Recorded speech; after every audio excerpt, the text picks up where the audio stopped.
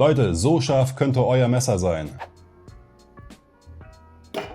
Wie das funktioniert und wie auch du das schaffst, erfährst du jetzt und damit moin und herzlich willkommen auf meinem Kanal. Es gibt gefühlt 1000 Techniken und mindestens ebenso viele Produkte, die alle einen Zweck erfüllen sollen, ein stumpfes Messer wieder scharf zu bekommen.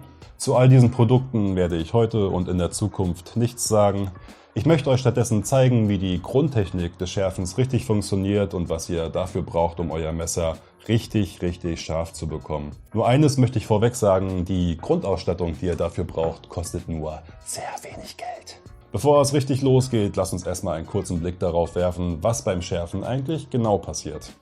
Im Prinzip ist die Sekundärphase eures Messers ein spitzer Keil. Wenn das Messer stumpf geworden ist, wäre die vordere Kante hier ein bisschen abgerundet. In dem Fall müsste man von beiden Seiten des Keiles etwas an Material abtragen, damit wir wieder eine scharfe Schneidkante haben. Wurde eine Seite korrekt geschliffen, das hier soll jetzt der Schleifstein sein, dann bildet sich oben der sogenannte Grat.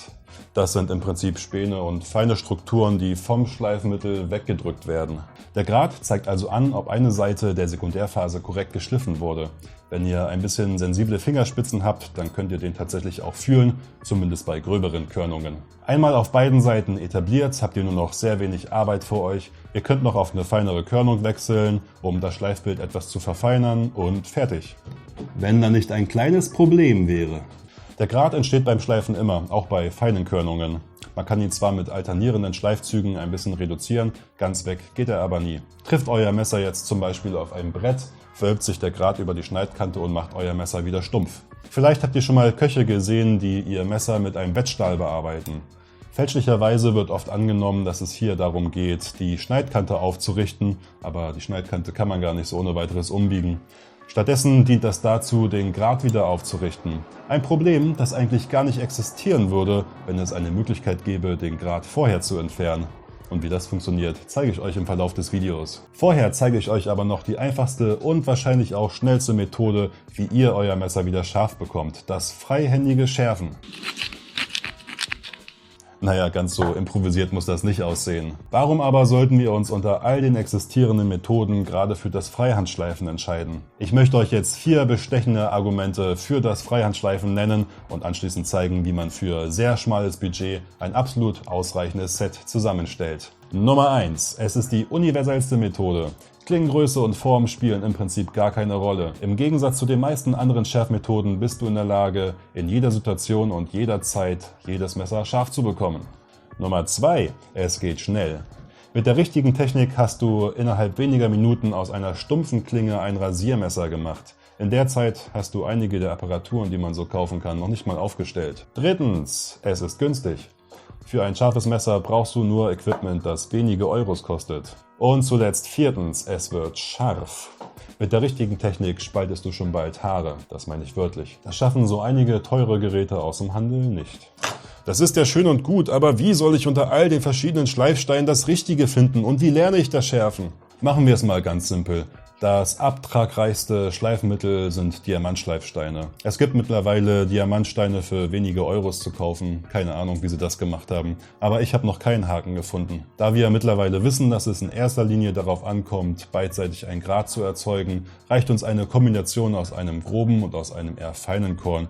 Wie in diesem Falle hier 400 und 1000. Den Link zu diesen Schleifmitteln findet ihr natürlich in der Videobeschreibung. Vielen Dank. Die grobe Seite hilft uns, schnell eine Schneidkante wiederherzustellen und mit der feinen Seite können wir in wenigen Zügen das Schleifbild verfeinern. Wer möchte, kann nun noch auf einem noch feineren Schleifstein weiterarbeiten, aber für die meisten Anwender wird es reichen, mit der 1000er Körnung das Messer zu schärfen. Alternierende Züge helfen am Ende, um den Grat zu reduzieren. Als Abschluss nehme ich eine Diamantpolierpaste, die ich auf ein Stück Leder auftrage und ziehe das Messer damit ab. Auf diese Weise wird der Grat entfernt und das Messer erreicht seine maximale Schärfe. Lasst euch übrigens bitte nicht von meiner etwas unorthodoxen Technik irritieren. Ich halte den Stein gern in der Hand. Das liegt daran, dass ich aus der Bushcraft-Survival-Szene komme und auf Touren früher oft so einen kleinen Schleifstein dabei hatte, den man in der Hand hält, und damit habe ich halt das Schleifen gelernt. Es ist gefährlich, den Stein in der Hand zu halten. Also tut euch und mir den Gefallen und lernt es bitte gleich richtig. Wenn ihr mögt, können wir auf verschiedene Techniken nochmal in einem extra Video eingehen. So, und jetzt machen wir eine Live-Demonstration.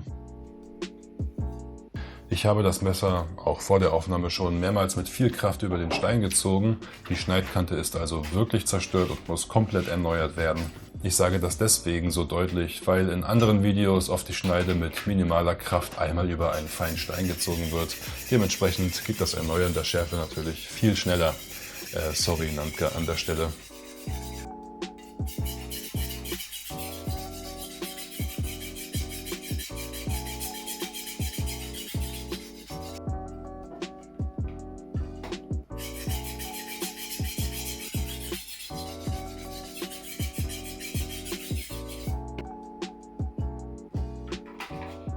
So, hier wechsle ich nach etwas über einer Minute aufs feinere Korn. Ich hatte erwartet, dass ich noch schneller bin, allerdings scheint der Stein die Schneide wirklich stark beschädigt zu haben. Vielleicht hätte ich vorher auch mal proben sollen, wer weiß.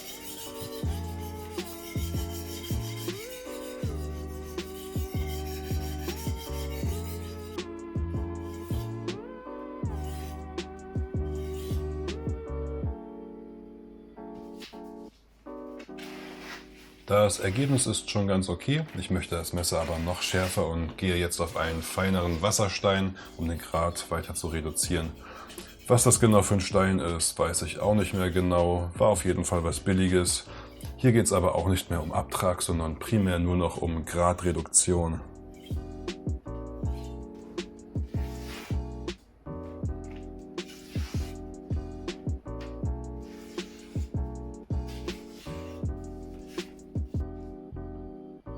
Am Ende trage ich etwas Polierpaste auf ein Stück Leder auf und ziehe das Messer damit ab, um die finale Schärfe zu erreichen.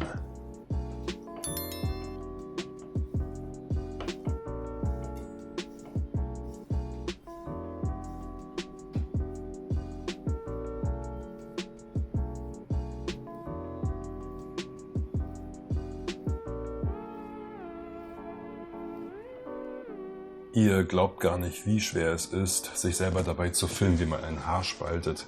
Ich habe bestimmt 10 Minuten Rohmaterial, aus dem ich jetzt das hier zusammengeschnitten habe für euch.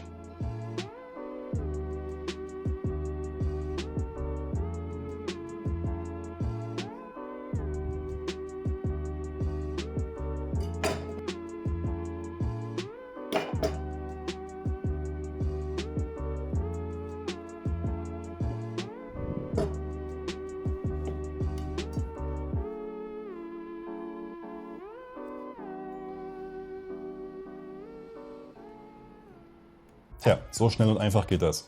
Ich verspreche euch, wenn ihr diesen Skill lernt, dann werdet ihr nie wieder stumpfe Messer haben. Dass diese Technik so hervorragend funktioniert, heißt übrigens nicht, dass andere Systeme nicht auch ihre Berechtigung haben. Wenn ihr zum Beispiel 100%ige Kontrolle über den Winkel haben wollt, dann braucht ihr ein feststehendes System mit Führung. Aber ich denke persönlich, das ist eigentlich eher was für professionelle Anwender. Um dieses Video hier kurz zu halten, bin ich natürlich auf viele Aspekte und Themen nicht so richtig eingegangen. Es geht mir darum, dem interessierten Messerbesitzer einen Einstieg in das freihändige Schärfen zu ermöglichen. Wenn ihr mögt, können wir gerne in weiteren Tutorials viel detaillierter auf einzelne Themenaspekte eingehen. Gebt dem Video dafür gerne einen Daumen nach oben und schreibt eure Fragen und eure Kritik in die Kommentare. Ich werde versuchen, möglichst auf alles einzugehen.